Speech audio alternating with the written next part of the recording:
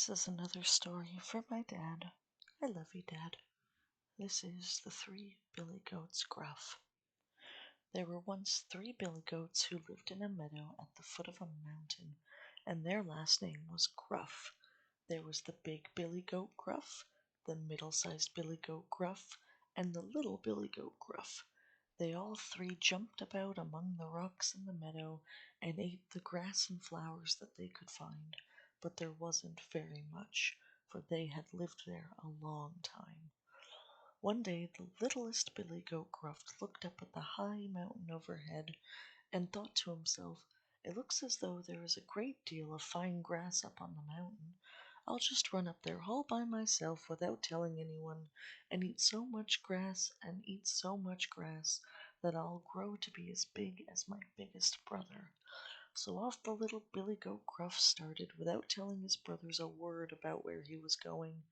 He ran along, tip tap, tip tap, tip tap, until at last he came to a wide river with a bridge over it. Now the little billy goat did not know it, but the bridge belonged to a great and terrible troll, and the little goat had not gone more than halfway across, tip tap, when he heard the troll shouting under the bridge. "Who's that going across my bridge?" shouted the troll in a great loud voice.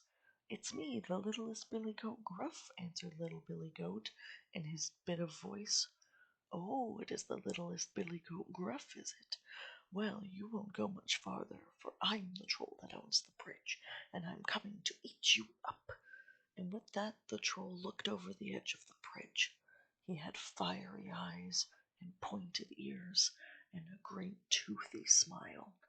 When the little billy goat Gruff saw him, he was very much frightened. "Oh dear, good Mr. Troll, please don't eat me up," he cried. "I'm such a very little goat that I would scarcely be a mouthful for you, not even a morsel. I have a brother who is a great deal bigger than me. Wait till he comes, he would make a much better meal for you than I would."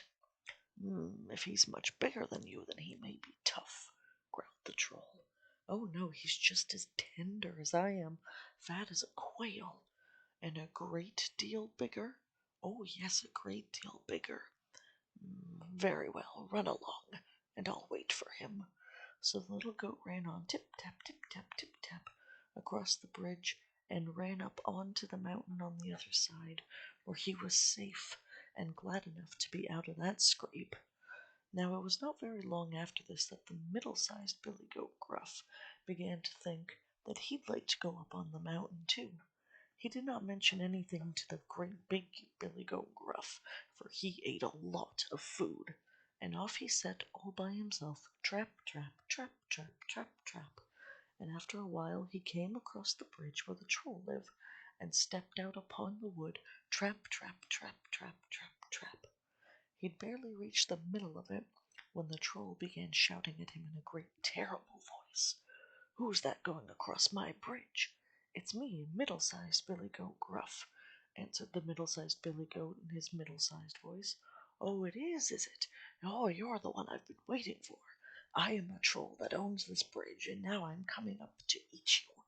And he put his sharp nails on the edge of the wood and pulled him up, and his teeth were shining in the sunlight. And the middle billy goat Gruff was in a great fright. "Oh dear, Mr. Troll, good Mr. Troll, please don't eat me up. I have a brother that's even greater than I am. Just wait till he comes along. He would make a much better meal for you than I would." "A great deal bigger?" "Oh yes, a great deal bigger." "And tender?" "Oh yes, just as tender." "Very well then, run along and I'll wait till he comes. Only a big billy goat is fit to make a meal for me." And the middle-sized billy goat was not slow to run along as the troll bade him. He hurried across the river and up the mountain as fast as he could go, trappity trap. And weren't he and his little brother glad to see each other again and be safely over the troll's bridge where all the good grass was growing? And now it was the turn of the big billy goat Gruff, who noticed his brothers were missing, and he began to think he would like to go up on the mountain too. "I believe that's where the little billy goat Gruff and middle-sized billy goat Gruff have gone," He said to himself, "If I don't look out, they'll be growing up so fat they'll be as big as I am, and that would be a real challenge for my dominance. I think I'd better go and eat the green long mountain grass too, so they cannot get bigger than me." So the next morning he set off in a pleasant sunshine. Clump, clump, clump, clump. He was so big you could hear his hoofs pounding on the stones while he was still rather far away. And after a while he came to the bridge where the troll lived, and he stepped out onto it, clump, clump, clump, clump, and the bridge shook and bent under his weight as he walked. And the troll who lived under it was in a fearful rage. "Who's that going across my bridge?" he bellowed, and his voice was so terrible that all the little fish in the river swam away and hid under the rocks at the sound of it. But the big billy goat was not one bit frightened. "It's me, the biggest billy goat, Gruff," he answered in a voice as big as the troll's. "Oh, it is it? Then just stop for a bit, for you're what I've been waiting for. I'm the troll who owns this bridge, and I'm coming up to eat you. I have let your brothers go, and they have warned me you are a tender morsel." And with all that, the great gray troll poked his head up over the bridge, and his eyes burned like two mill wheels in the sunset, and they were going round and round in his head with rage. But the big billy goat was not frightened. "So you're a troll, are you? And you own this bridge, and now you're going to eat me up? Well, we'll just see about that, for I have a forehead as hard as stone, and mash you all up, both body and bone." And when the troll heard the big billy goat talk to him that way, he bellowed so the middle-sized billy goat and the little billy goat heard him all the way up on the mountain. He jumped up on the bridge and put down his big bushy head and ran at the biggest billy goat, Gruff, and the big billy goat Gruff put down his head and charged at the troll, and they met in the middle of the bridge.